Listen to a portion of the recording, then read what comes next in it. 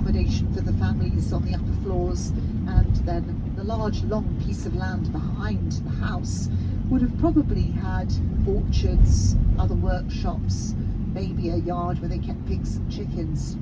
Well, these days these terraced houses have been knocked together, many of them, so where there were originally 3 houses you've probably got one much bigger one, and then the large plots of land behind them have been built on probably by 2 or 3 properties, so it's rather different to how it used to be. If you look over to the right here, you'll see this medieval house completed in 1381, where you see the archway with the wooden gates there.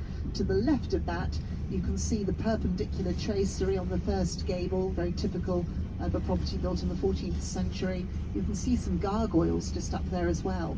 And then the next gable along to the left has got a sundial. You will have seen those on the Oxford colleges, again a typical medieval feature. And then just below the windows a green mark, which is a fire mark.